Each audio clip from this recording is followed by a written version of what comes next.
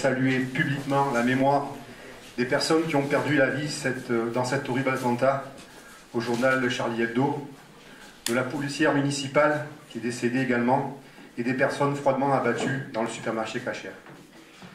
Rosa Luxembourg disait sur la liberté de penser, c'est la liberté de celui qui pense autrement.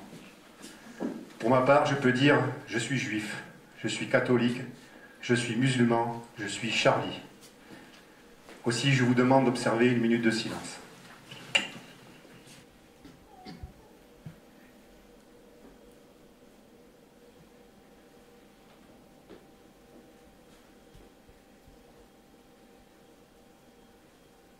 Votre présence cet après-midi montre l'intérêt que vous portez à notre vie locale. Je salue également les nouveaux habitants du village, qu'ils soient les bienvenus à Allons. C'est avec beaucoup d'émotion que je prends la parole cet après-midi devant vous. En effet, il y a un an, c'était Élie, que je salue, qui était à ma place. Je suis intervenu très rapidement auprès de Madame le Préfet pour qu'une reconnaissance te soit donnée, Élie, à tes nombreuses années passées à la gestion de notre commune. Ta nomination rapide en qualité de maire honoraire en est la preuve. La vie étant faite, le 30 mars, je te succédais à la tête de la mairie et depuis cette date, soutenu par l'ensemble du conseil municipal, je me consacre le plus efficacement possible à Allons et à notre territoire. La fonction qui m'a été confiée est une grande responsabilité. Je l'assume avec détermination et rigueur en privilégiant disponibilité, écoute et dialogue. M'appuyant à la fois sur les expériences de mes collègues élus, et sur les compétences et qualifications de tous, mon action se veut largement collective. Cette fonction, avec ses conséquences, n'a pas été neutre pour moi, entraînant au passage quelques modifications dans mes habitudes de vie et celles de ma famille. J'en profite pour remercier mon épouse, ici présente, et mes enfants, pour leur grande tolérance et surtout leur grande patience. Il en faut avec moi. Au nom du conseil municipal, en mon nom personnel, je souhaite à toutes et à tous la bienvenue pour cette traditionnelle cérémonie des vœux et vous présente nos souhaits les plus sincères de santé, de bonheur, de solidarité, sans oublier la réussite de vos projets personnels, professionnels et associatifs. J'ai également une pensée toute particulière pour nos concitoyens qui sont dans la souffrance, dans la peine, dans la solitude ou les difficultés et ceux qui nous ont quittés cette année. Cette cérémonie est aussi par tradition et par utilité l'occasion d'un discours, parfois un peu longué, qui veut mettre en exergue le bilan de l'année écoulée et dessiner les contours des projets municipaux pour celle à venir. Comme nous étions engagés lors de notre programme de campagne, le conseil municipal a décidé de modifier l'organisation de fonctionnement de la collectivité. Sur le plan organisationnel, nous avons souhaité mettre en place des commissions communales, elles sont au nombre de 7. Commission des finances, d'appel d'offres, de travaux de communication, des élections, de la qualité de la vie, et enfin, une commission extra-municipale chargée des ordures ménagères, de l'eau, composée du membre du conseil municipal et de villageois. Pour information, vos élus siègent à plus de 12 commissions diverses émanant d'autres structures administratives. Pour ma part, cette année, j'ai représenté la commune à plus de 60 commissions aux réunions. Enfin, le conseil municipal a souhaité à l'unanimité que le CCS fonctionne à nouveau. Il est présidé par Marilyn, que je remercie.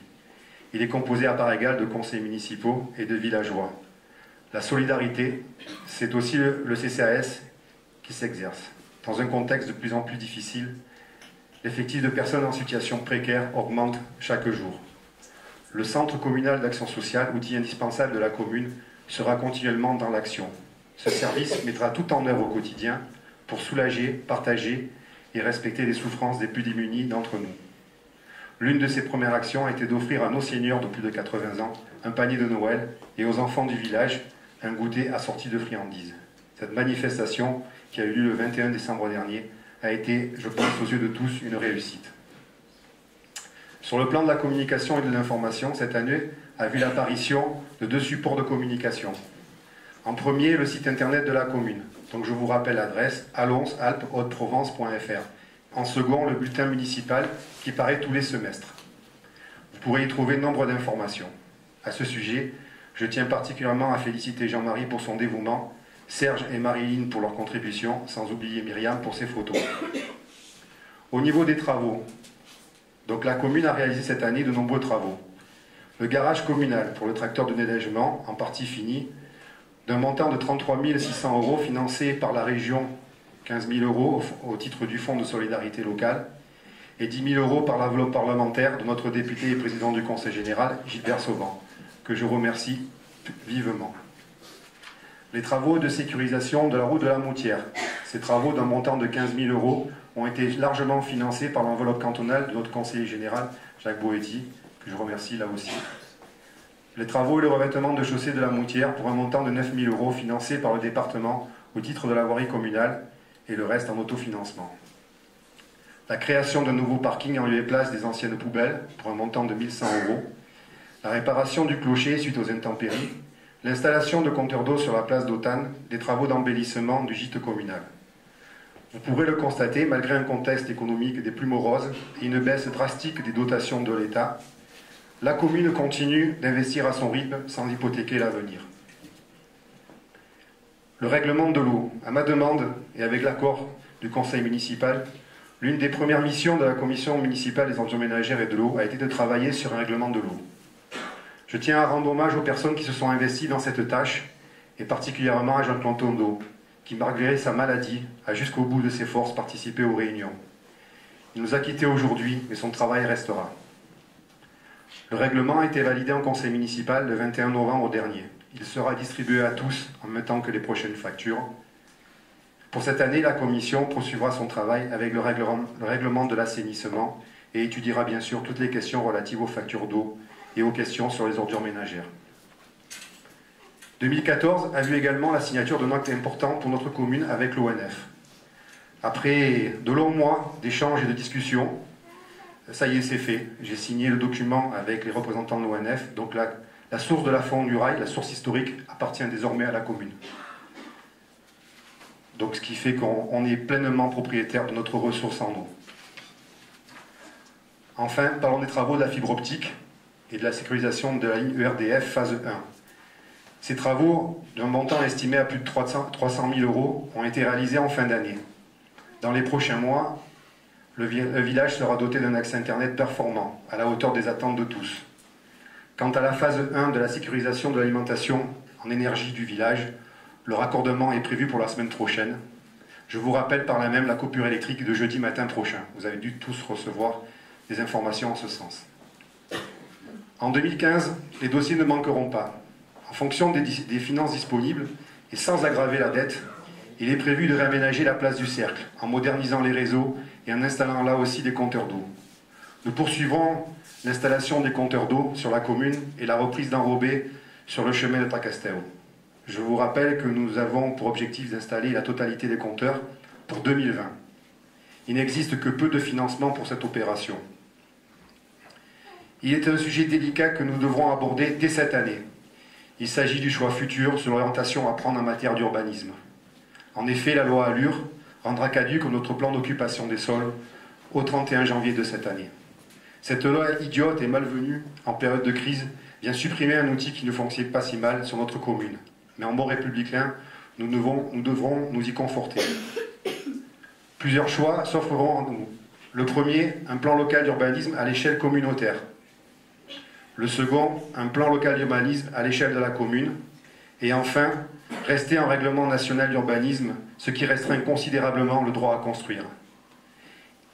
Il y aura également cette année l'application de la loi GEMAPI, dite gestion des milieux aquatiques nécessaires mais coûteuse pour chacun d'entre nous. Je souhaite par ailleurs que nous puissions poser cette année les bases d'un programme de réflexion sur la gestion des caveaux et emplacements du cimetière. J'ai demandé à Serge Guichard de prendre en main ce dossier. Je tiens à saluer le travail qu'il a déjà effectué. L'équipe municipale aura à se prononcer sur un règlement du cimetière. Chaque famille sera contactée afin d'organiser au mieux la gestion des emplacements restants. Vous voyez bien, mesdames, messieurs, quelles seront les difficultés futures que devront affronter vos élus. Vous l'aurez compris, tous ces projets, ajoutés les uns aux autres, nécessitent des budgets très importants. Il nous faudra inévitablement les prioriser, les planifier dans le temps et exploiter la moindre subvention à chaque fois que ce sera possible. La commune ne dispose pas de ressources suffisantes pour les mener de front. Nous avons le souci d'une gestion saine et économe des finances communales. Serge y veille particulièrement. Nous continuerons à apporter une grande attention à la maîtrise de la fiscalité communale et en particulier dans cette période de crise qui touchent chacun d'entre nous. Une fois encore, nous irons chercher auprès de nos partenaires institutionnels le maximum de subventions. Voilà, mesdames, messieurs, le programme de l'équipe de travail pour 2015. Un proverbe africain dit « Pour qu'un enfant grandisse, il faut tout un village ». Alors que pour que ces projets puissent aboutir et pour que le village puisse vivre, il faut des personnes pour le faire fonctionner. Aussi, je tiens à féliciter Manu, notre employé communal, qui par sa grande disponibilité et sa gentillesse a su se faire adopter dans le village. Continue comme ça, Manu, et ouvre les yeux dans les virages la nuit.